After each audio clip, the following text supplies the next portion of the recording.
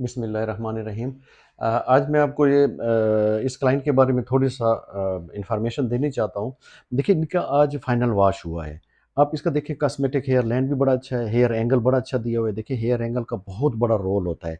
आप हेयर जैसे भी बनाएँगे, लेट्स से अगर आपने यहाँ हेयर एंगल यूँ दिया, तो ये फॉलिकल ऐसे रखा, यानी इम्प्लांट किया तो हेयर ऐसे बढ़ेगा। अगर ऐसे रखा तो ऐसे, अगर आपने पीछे की तरफ ऐसे फॉलिकल का रुख रखा तो वो पीछे की तरफ जाएगा। यहाँ पे देखें, ये हमने ऐसे रखा है। यहाँ पे हमने फॉलिकल की जो डायरेक्शन है स्किन के साथ यूँ रखी है, ठीक है? तो हेयर एंगल का बहुत बड़ा रोल है खूबसूरती में। यहाँ पे भी प्रॉपर एंगल देना पड़ता है, ताकि आपके बाल यूँ हों, यूँ ना गिरें आगे की तरफ। अच्छा, अब एक चीज़ और मैं बताना चाहता हूँ। अक्सर लोग ये पूछते हैं कि आपने कौन-सा मेथड किया है?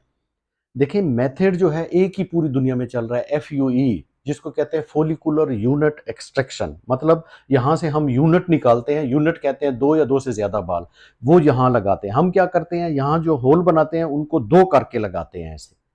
अब एक यूनिट में तीन बाल हैं, एक यूनिट दो बालों वाला है, अगर आपको एक होल में डाल दिया जाए तो पांच बाल निकलते हैं। इसमें देख लें, ये आपको बंचेस नजर आ रहे होंगे। फ्रंट पे हमने सिंगल बाल लगाए। अच्छा, अब लोग ये कह रहे होते हैं कि ये जो यहाँ से जो अब आपका स्किल अगर लेट से कमजोर है फॉलिकल यहाँ निकालने में, तो फॉलिकल देखें डेड हो जाता है, क्योंकि फॉलिकल के अंदर रूट के अंदर एक बल्ब होता है। अगर आपने वो पंच थोड़ा सा डीप लगाया ना, तो वो बल्ब जो होता है ना इंजर्ड हो जाता है, जो माइक्रोस्कोपिकली पता चलता है कि ये इंजर्ड हो गया और डेड हो गया है।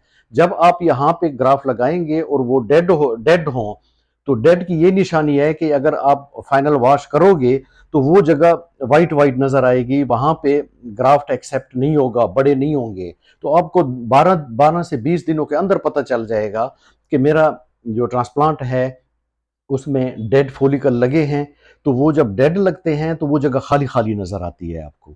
अब समझ गए? तो देखें, याद रखें, जब तक सर्जिकल स्किल आपका अच्छा नहीं होगा, तो ब्लेड, पंचेस के साइज और ग्राफ डालने का, जैसे डीएचआई पेन के अंदर ग्राफ डाल के इधर डालेंगे, वो आपको कभी भी रिजल्ट नहीं देगा। ना तो आपको देखें, अगर लेट से लोग कहते हैं कि मुझे सफायर ब्लेड यानी सफायर मेथड कर दे, तो सफायर में सफायर ब्लेड, ना तो ब्लेड की आपने शक्ल देखी है, ना ब्लेड जानते हैं, ठीक है? ना आप साइज को आपका पता चलता है, ना ही साइज आप पंचेस के जानते हैं।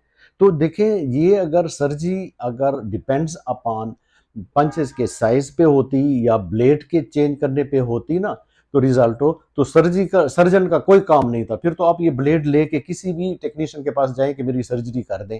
तो अगर अगर सफायर ब्लेड ने ही आपको रिजल्ट देना है, तो फिर आप सर्जन के पास क्यों आते हैं? क्योंकि ये मेन चीज जो है, याद रखें, सर्जिकल स्किल है, जो मैंने आपको बताया है।